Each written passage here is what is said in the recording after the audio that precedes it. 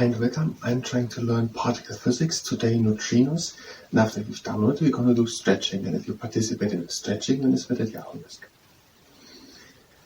A heavier fourth neutrino could explain why the other three are so anonymously light, for example. There are three neutrons and there's the neutrinos. The electron neutrino and the muon neutrino and the tau neutrino, but they don't appear in the same amount, so we have the idea there's a fourth one which we just can't see, which has an influence on the other three. Via a process known as the seesaw mechanism, its increased mass would drive the masses of the others down, like toddlers going up and down on a seesaw. So these three neutrinos are very light, and we say maybe there's a fourth one which is just not so easy to find, and that one has much more mass, and that explains why the other three neutrinos have so little mass. It's okay because we have one as well. The same particles have also been proposed as a plausible candidate for dark matter, this mysterious stuff known to make up 27% of the universe. In the universe, where 27% these are dark matter, and the explanation what it is could be this fourth neutrino, which is so hard to find. If it exists, it's just a theory. Others say the real neutrinos, this fourth one, could also solve the question of why antimatter, produced in equal quantities to matter at the start of the universe, has now all but vanished. So the antimatter is not anymore there. I didn't know it. Okay, what are we now searching with the antimatter search? Or do we just try to explain it? If it's not anymore there, how do we know it exists? Whatever. If so, three puzzles of modern physics would find the explanation within one theory, says Oleg Roszkowski at the University of Copenhagen in Denmark.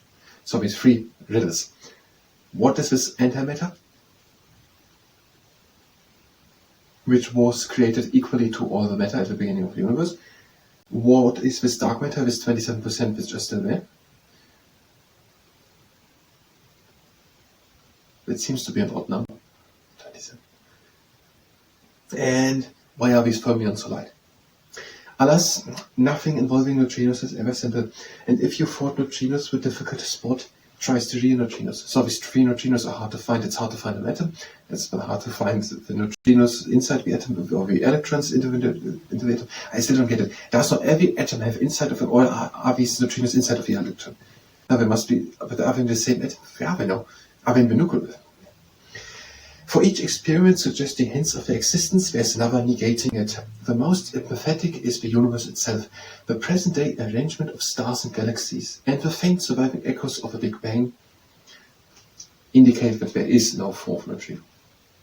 If the real neutrinos had existed throughout the universe's history, says Raymond Walkers at the University of Melbourne, Australia, then their presence would have caused the cosmos to look different than it currently does.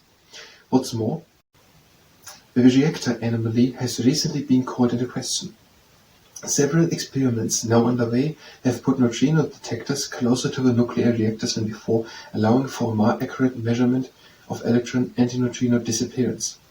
Although the statistical analysis of the data isn't yet sufficiently advanced to say anything for certain, preliminary results suggest the anomaly might have disappeared. There were too little found of whatever taus, muons, or whatever. And now by putting the camera closer to the source of a decaying whatever which makes these neutrinos, they catch them before they had time to switch in this neutrino oscillation to be one of the other types of neutrinos. We found too much of neutrino, whatever, electron and tau, to less of muon, and that is because they have so little mass that they have the ability to switch from tau to muon, from muon to electron, neutrino, and so on. Now by putting the camera closer, this process hasn't happened, and now they appear to be more in 33% in equal amounts. Results from 4.5 minutes is such a repetition what we had. Results from Mini Bonnet, released in 2018, muddied the water still further. Okay, it gets more unclear and unclear. They showed a large anomaly than before, a larger. Some hailed this as strong evidence for the existence of this hypothetical particle. But if a stereo neutrino exists, then muon neutrinos shouldn't just transform into electron neutrinos on the way to a detector. Some should say, oh, that's interesting. some should disappear as well.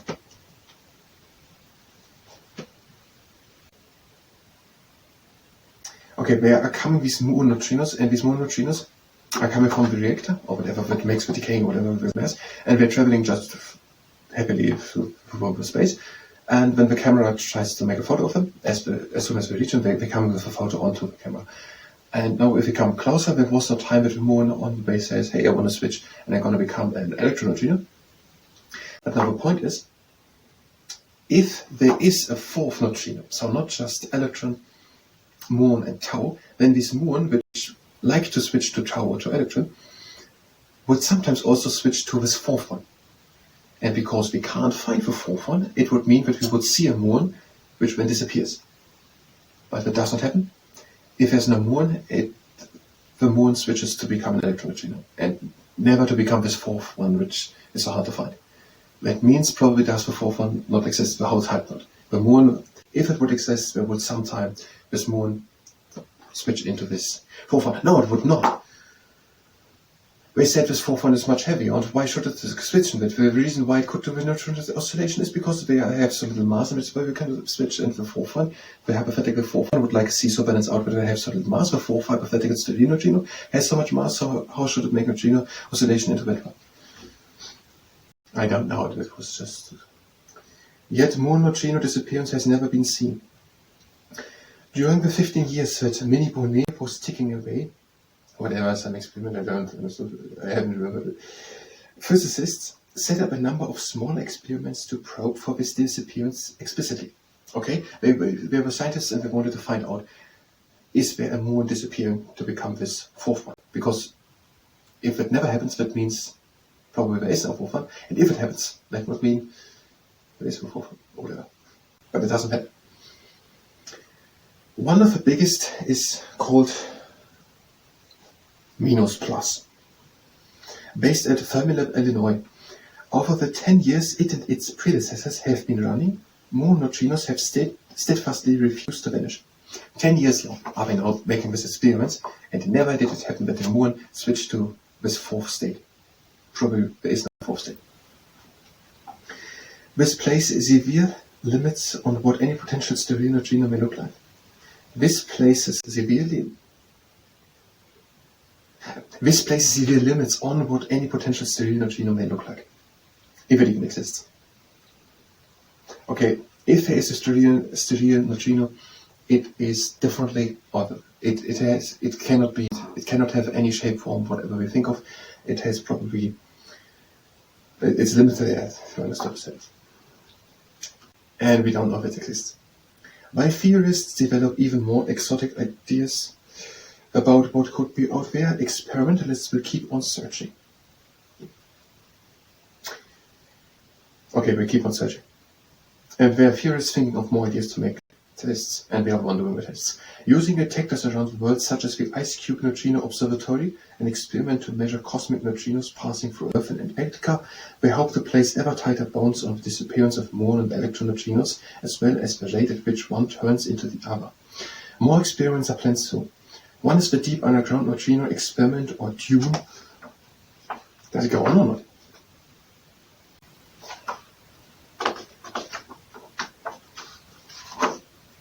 It does not go.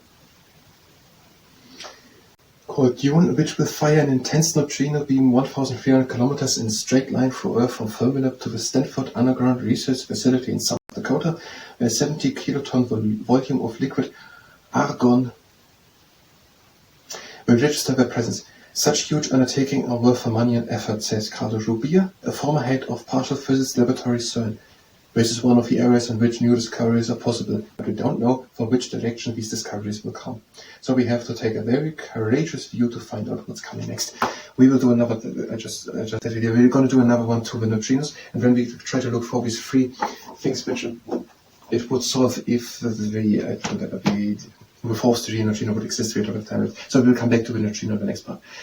If you were here for particle physics, go to the next part of particle physics. We're going to do now the stretching. If you stand, participate in the stretching, participate at your own. Go to stable stance and lifting the arms up.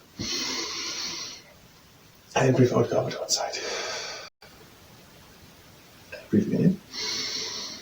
And out, go back into the middle. Again in. over to the other side. Again, in and out rib cage. Out into the middle and the arms down. Next exercise, we're breathing in. And out, one hand slides down the leg, and the other shoulder stays down.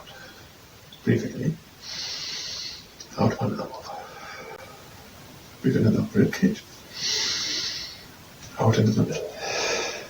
Breathe again in. Out, one hand down. Breathe in out.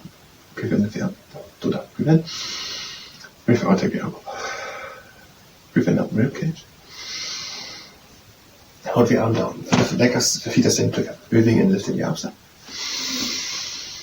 Out, one hand down. Breathe in, reach. And out, hand up. Get in. Out, one hand down. In and reach. Out, one hand up. And the arms down. And now the legs shoulder width wide apart and do the shoulder circles. Becoming back. Up, and front, and down. And backwards, front. Down.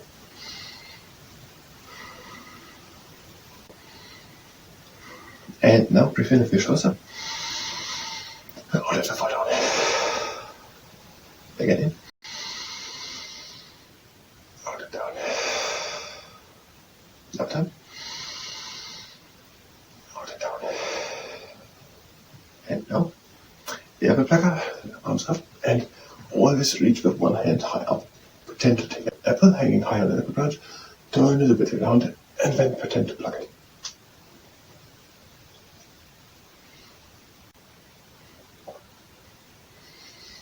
And to the next exercise, shifter. So to a table, breathing in, and out we're coming over to one side. Breathe into the middle. Now just lift the upper part of the body over to one side. Out.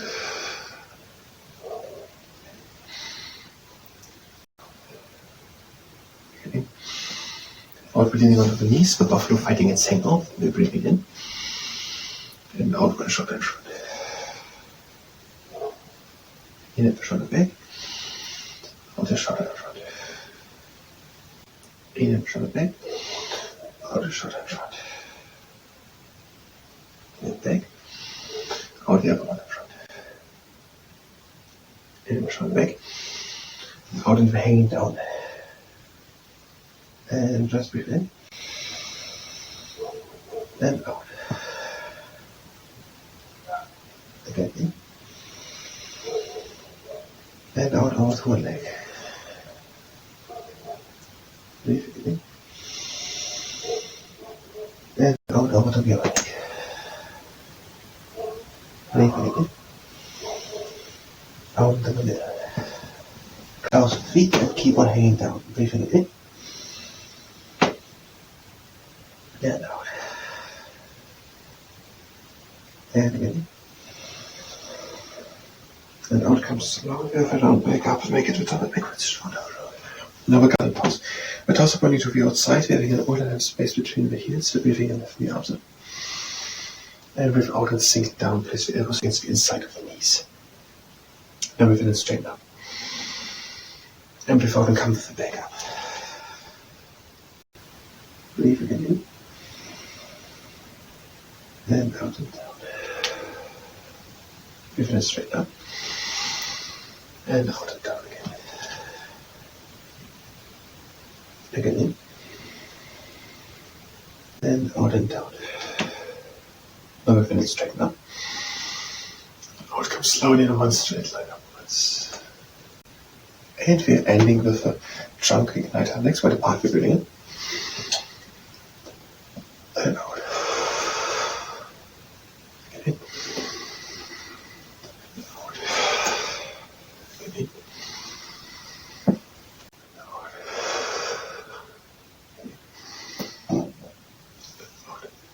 Everything goes fixed. And breathe out. That was the stretching. Thank you very much, and until next time.